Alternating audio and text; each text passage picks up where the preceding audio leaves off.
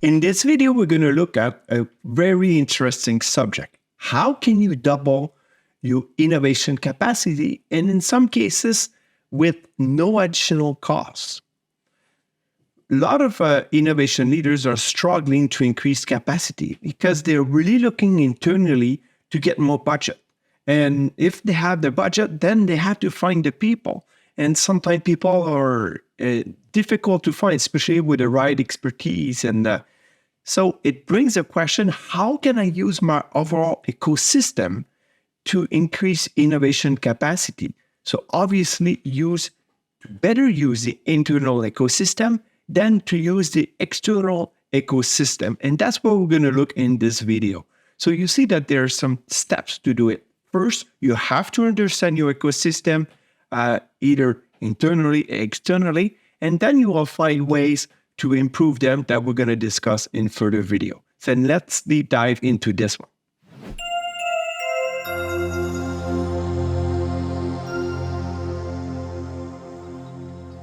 This video from the Innovation Leaders Club will explain how to double your innovation capacity. Do you wonder how you could double your innovation capacity at virtually no cost? The answer resides outside your organization. You should work with your ecosystem. Once you decide to work with your ecosystem to increase your innovation capacity, you should follow 4 steps to optimize it. Learn how to do it with examples of industries who mostly rely on others to bolster their innovation effort.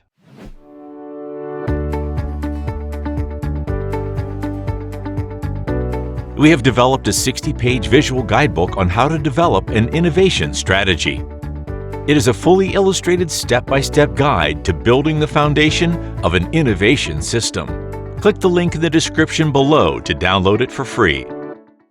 The innovation ecosystem plays a vital role in enabling innovators to develop and launch at a more efficient rate, to basically do more with current resources. It usually involves interconnected organizations that co-evolve in terms of shared knowledge and technology, and strategically collaborate to develop new offerings. Optimizing the ecosystem to increase innovation capacity can be divided in 2 parts. Steps 1 and 2 involve mapping and assessing the current innovation ecosystem, while steps 3 and 4 include optimizing and expanding the ecosystem to improve its capacity to innovate. During steps 1 and 2, the mapping serves as a key tool that aids team members to recognize who is part of the ecosystem. It is designed to better understand the relationships and dependencies of organizations involved. Consequently, this led some club members to realize there were too many stakeholders involved and it requires too much coordination. Also, mapping allows to identify gaps. Once the mapping is completed, the assessment of an ecosystem begins. This aims to determine the contribution of the stakeholders of the innovation ecosystem. Determining how performant the members within the innovation ecosystem are includes the awareness of the innovation strategy as well as the vision for innovation, the awareness of their roles and the expectations, and finally, their current involvement in the innovation activities. Now that we have mapped the current internal and external ecosystem, it's time to make a link between the innovation strategy and our ecosystem, especially the external ecosystem. We can use this external ecosystem to increase capacity and also to support us in direction that we're not so accustomed to.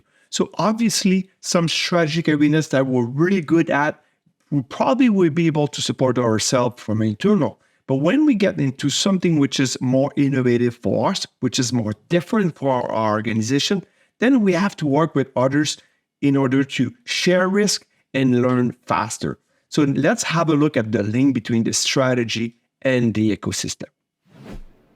Having an innovation strategy defined is the first component of an innovation management system, and it is the foundation. It quantifies the objectives for innovation, defines areas of focus, namely strategic arenas, and specifies an implementation plan. The innovation strategy is deemed to be ambitious, which often requires the support of external resources. Steps 3 and 4 proceed with the optimization and the expansion of the ecosystem to improve its innovation capacity by presenting the innovation plan and discussing the expected contribution from the targeted organizations, expanding the innovation ecosystem by having new partners fill the capability gap, assigning specific tasks to partners, and finally, planning periodic meetings and workshops to improve the collaboration. Following the innovation strategy in the innovation management system comes the front end of innovation. The purpose of the front end of innovation is to identify business opportunities and select the best ones. Once the best opportunities are agreed upon, many ideas are generated depending on the response to each thought.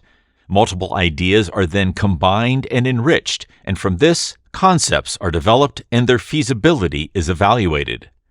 The point of this exercise is to gather enough data to justify whether or not the concept is viable at project portfolio management. The purpose of this step is to select the best project proposals based on the previously defined innovation strategy. This should be completed while considering your organization's development and launch capacity.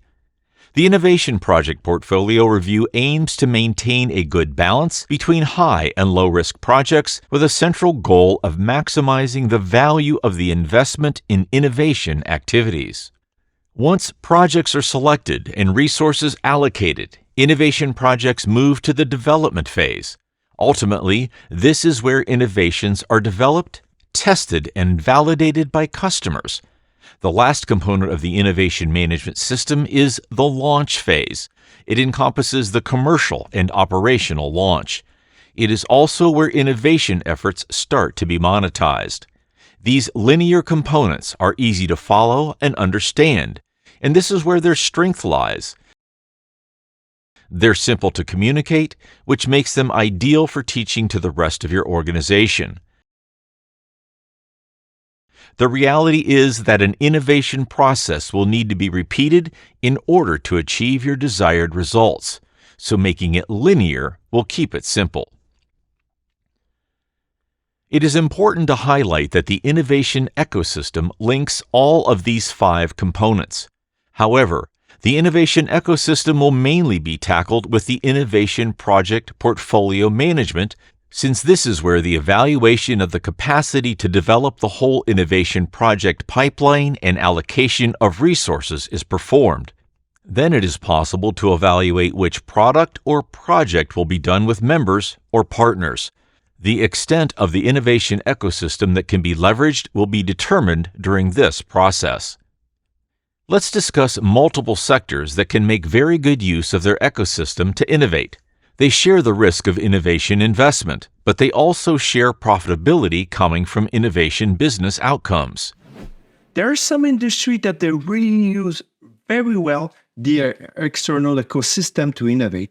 Most of those organizations, they make complex systems, such as car, electronics, airplanes, and since it's so complicated, so costly to develop, they share the risk and also ultimately the profit with their ecosystem. So there's a lot of learnings to get from them. So let's have a look. There are numerous industries that use their ecosystem to innovate. One of the best examples is the electronics sector. Prior to fabricating their own chips, the iPhone used to be powered by Samsung or Intel chips and other components. This also applies for the modem, camera module, microphone, and touchscreen controller, which are also outsourced from various suppliers around the world. Leveraging supplier strengths enables the company to create a product that is superior in the end. Hence, the major role played by Apple focuses on its vision to ensure worthy contributions to the product. Next is aerospace. When Bombardier, a Canadian airplane manufacturer, decided to develop the C-Series, now the A220 of Airbus, they met with all of their partners, suppliers, and potential vendors. It is comparable to speed dating, in which they meet their potential partners and identify who is suitable to be part of the development. Their request was simple: to meet with them if they had anything that could help them reach their goals. Among the objectives include the presentation of a vision to aid the development of an airplane that would be approximately 50% less nitrogen emitted and 20% more fuel efficient. As a result, the engine was developed by Pratt & Whitney, the landing gear by Liebherr, and so on for all the other main parts. Interestingly, when you have a clear vision of what you want to accomplish, you can boost your innovation capacity by using your external innovation ecosystem and speed your time to market as an outcome.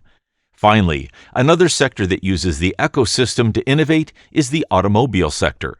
Car manufacturers are known as aggregators. They integrate parts from various suppliers to create a substantial product. Let's take a look at Tesla, one of the most innovative car manufacturers in the world. Tesla is recognized for working with its ecosystem. Being one of the first car manufacturers in the electric sector, they found an almost uncharted territory in intellectual property. Hence, they patented everything they could to protect their inventions. Such an approach will eventually be profitable since the organization is protecting its edge in a lucrative market. Initially, this strategy was ideal when Tesla was only manufacturing the Roadster and Model S. The cars were being sold at premium prices, thus covering the high cost of its low-volume parts. Tesla's patent strategy aimed to protect their technology and in turn prevented other large auto manufacturers from using them. However, this proved to be counterproductive as it also halted them from benefiting through a much bigger economy of scale. This became evident when they aimed to manufacture the Model 3 at a more affordable price point, but were unable to do so. Thus, in 2014, Elon Musk recognized the issue and candidly explained in a letter on Tesla's blog his decision to change its approach by opening their patent portfolio to everyone. From some club members' opinion, it was the only way to lower the costs by promoting a higher volume of generic components to become profitable with their newer models targeting the mass market. Now that we have seen the value of increasing the ecosystem through the external partners, there's a challenge for you. The challenge it is to manage your capacity increase using external. So obviously you will have to increase internal first, because there's no way that you will be people will believe in you and have confidence in you from an external perspective if you're not capable of managing internally. I'll give an example. Like you're placing an order for a sample, and there's a supplier working really hard to send you the sample. And after 3 weeks, after a month, the supplier is not having any response for you, so he calls you back and say, okay, what about the sample? Was it okay?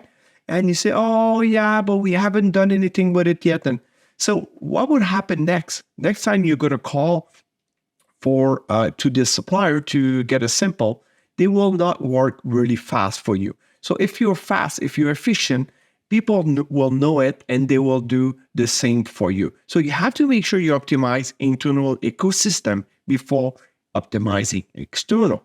But when you have this internal ecosystem optimized, you could then tap into the power of the external ecosystem. Well, some of them will take you to places that where you have never been. So that's the challenge that we have for you. And let's have a look at that challenge. There are various objectives in reviewing the innovation ecosystem. Let's suggest one objective which can be easily quantified. Every year, most club members make a constant effort to increase internal innovation resources to innovate more. However, it can be a challenge to justify them. What if it could be faster and more realistic to increase your capacity by increasing the overall innovation ecosystem? As an example, when a customer calls you for help, you devote resources to help him. On the other hand, do you contact your suppliers to let them know how they could help you with your innovation plan? Here's the good news. There is capacity sitting in your supplier's office, and they are willing to work with you. Also, are you involving the client who has expressed their need to invest time and in some cases money in the development? An example of a client's investment in time is in testing the innovation. Also, after a launch, they could support your commercialization by serving as a technological showcase for your market. Some club members would say, if a client is not willing to invest time in supporting the development, it means he doesn't have a real need for it. This is why some club members' management teams will not approve a development plan unless at least one significant client has provided a firm purchasing commitment based on the concept being proposed. A simple objective you can set for your organization is to have at least 50% of your innovation capacity coming from your external ecosystem. I hope you liked this video. It made you realize how powerful it is to optimize first the internal ecosystem, so then you can tap in the external ecosystem. Let's say if you would have achieved that 50% challenge that we propose to you, it means that when you're asked the management team to have one resources for innovation, it means, in fact, it will be two. Because if you had one internal resources, it will probably make another one externally to work. This is what we call leverage. So you can really leverage the external ecosystem and increase your capacity, and in some cases, not adding any cost. Let's say if you work with clients and suppliers, and these guys, they will also invest because ultimately they will capture the value of the innovation when it will be completed. See you in the next video.